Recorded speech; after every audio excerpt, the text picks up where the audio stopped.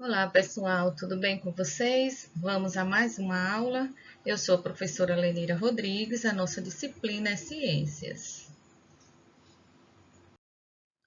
Hoje nós vamos estudar sobre propriedades dos materiais.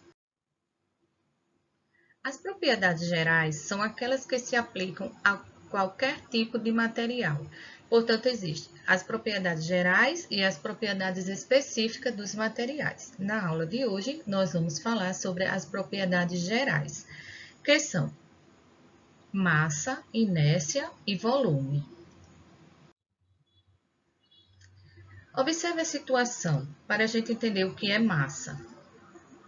Massa é uma propriedade geral dos materiais. Esse instrumento aqui é uma balança e nós temos uma fruta e uma unidade de medida que nesse caso é 1 quilo. A massa ela pode ser medida de diversas maneiras, sendo as balanças os instrumentos mais convencionais para realizar essa medição. Entre as unidades utilizadas para medir a massa de um material estão o grama e o quilograma, cuja relação é 1 quilo corresponde a 1000 gramas. Observe que a unidade de medidas, as letras no nosso sistema internacional, nós devemos escrever G minúsculo para grama e kg para quilograma. E aí temos a pergunta: peso e massa são a mesma coisa? Em nosso cotidiano, é comum utilizar a palavra peso como sinônimo de massa. Porém, a massa é uma propriedade do material, portanto, ela não se altera. Já o peso é uma força que atrai os materiais em direção ao centro de qualquer corpo celeste e está relacionada com a força da gravidade deste corpo. Por exemplo, a Terra e a Lua.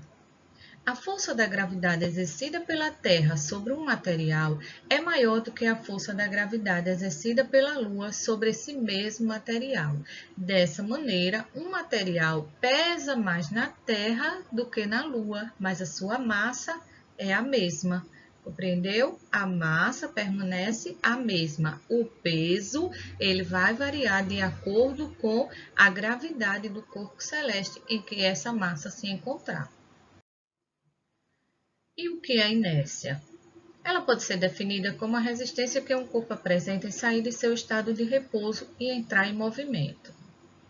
Para balançar os pratos com as mãos, é necessário aplicar forças diferentes sobre ele. Neste caso, o peso padrão apresenta maior inércia e, portanto, maior massa que o melão. Observe a figura. O peso são 2 quilos, então ele está mais pesado do que o melão. Para mover qualquer um dos pratos ou balançar qualquer um desses materiais, vai-se ter preciso uma força maior. Então, tudo que for necessário aplicar uma força maior, então há uma inércia ou uma resistência nesse corpo para que ele não saia do repouso. Volume. Observe a demonstração. A diferença entre os níveis da água das jarras com e sem o cubo? De quanto é essa diferença? Na situação 1, a água ocupa determinado espaço no interior da jarra. Na situação 2, o cubo também ocupou determinado espaço, deslocando o nível da água até a marca de 2 litros. Tanto a água quanto o objeto apresentam volume, que é a propriedade que indica a quantidade de espaço ocupada por um material. Entre as unidades de medida do volume estão o centímetro cúbico, o decímetro cúbico e o metro cúbico. Veja o desenho. Um cubo com 1 centímetro de aresta tem volume de 1 centímetro cúbico. Não lembro o que é aresta. Portanto, aresta é um segmento de reta que liga dois vértices ou dois pontos de um polígono. Ele é também chamado de lado.